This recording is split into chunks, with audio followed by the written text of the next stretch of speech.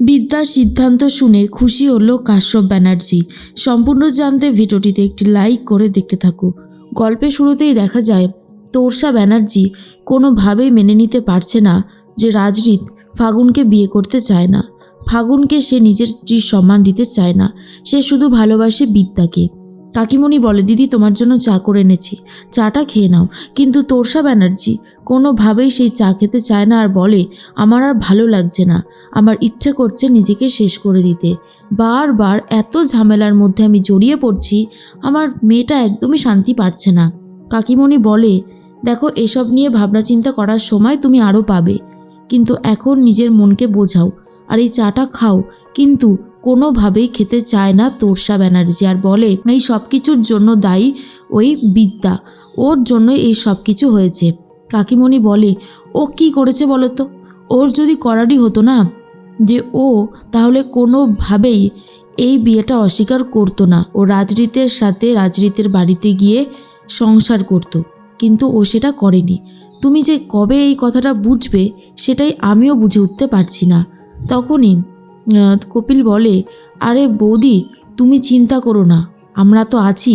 ফাগুনের সাথে রাজরিতের বিয়ে আমরা দেবই, যেভাবেই হোক না কেন। তুমি শুধু দেখতে থাকো যে আমরা কিভাবে এই বিয়েটা দিই। এরপরেই তোর্সা ব্যানার্জি বলে, ওই প্রফেসর বিবি ও কিছুই করতে দেবে না, আমি তোমাকে বলছি। ওর সাহস দিন দিন বেড়েই চলেছে। এর মধ্যেই শ্রাবণকে তো পুলিশ অ্যারেস্ট করে নিয়ে গেছে। তখনই কপিল ব্যানার্জির কাছে ফোন আসে আর কপিল ব্যানার্জি বলে, সে কি করেছে ও যার জন্য ওকে আপনারা নিয়ে গেছেন? বড়বাবু বলে, আপনারা থানায় চলে আসুন, তারপর সবটা নিজের চোখেই দেখবেন। এরপরেই তোর্সাকে বলে, বৌদি শ্রাবণকে পুলিশ অ্যারেস্ট করে নিয়ে গেছে। আর এটা শোনার পরে তোর্সা ব্যানার্জি বলে, নিশ্চয়ই ওই প্রফেসর বিবি এই কাজটা করেছে।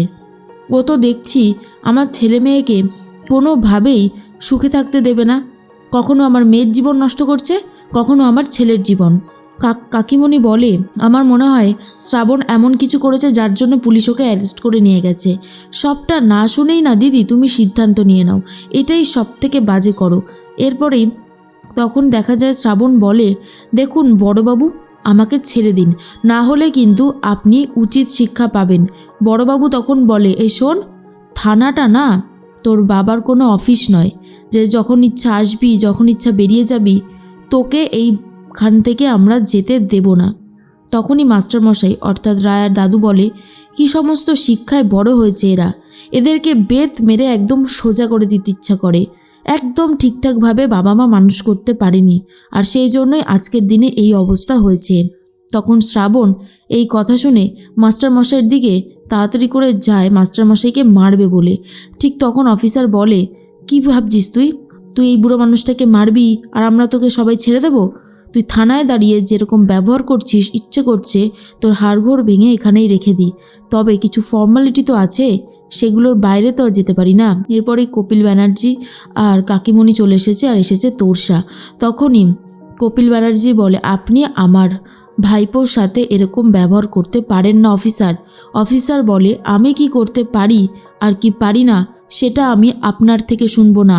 বাড়ির ছেলেটাকে তো একদমই মানুষ করে উঠতে পারেননি। অবশ্য মানুষ হবে কি করে, কারণ যাদের ফ্যামিলি মেম্বাররা এরকম তাদের বাড়ির ছেলেমেয়েরা কি আর অত সহজে মানুষ হয়?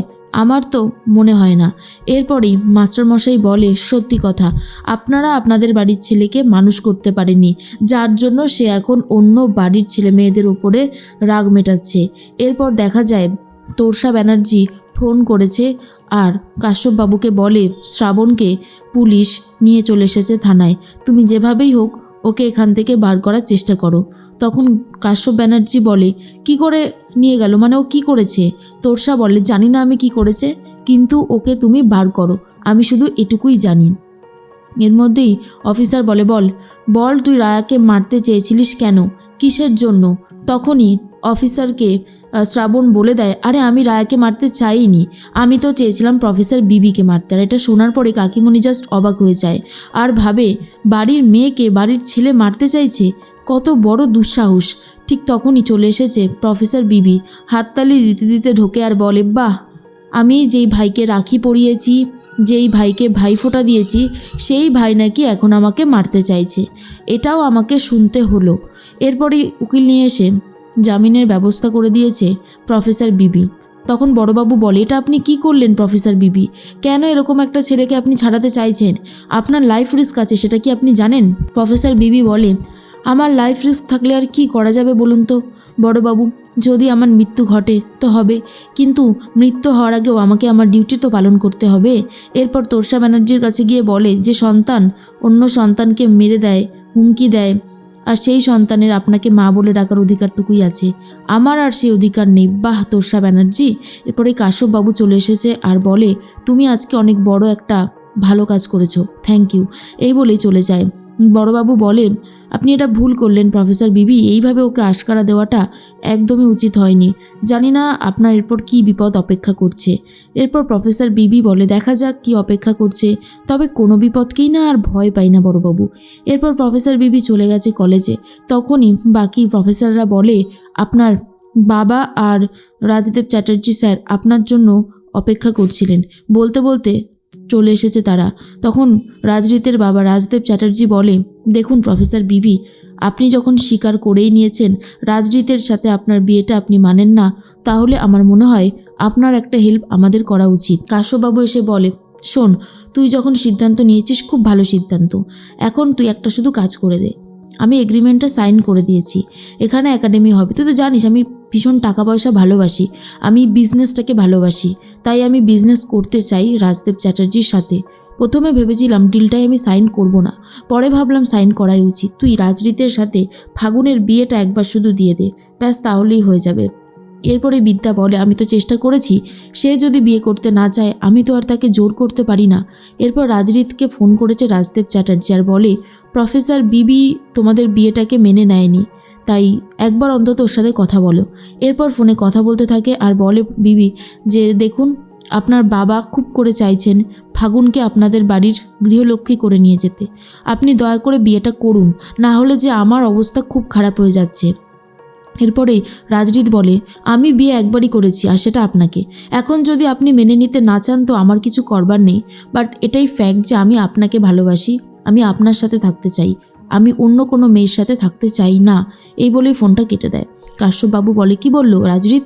তখন বিদ্যা বলে, রাজরিত কোনোভাবেই মেনে নিতে পারছে না ফাগুনকে, আমি জানি না কি করতে পারবো। কাশ্যপবাবু বলে, তোকে তো করতে হবেই, আর যদি না করতে পারিস তাহলে এই ক্যাম্পাস ভেঙে যাবে, এখানে সব কিছু নতুন করে শুরু হবে, আমাদের একাডেমি করার স্বপ্ন এখান থেকেই শুরু হবে।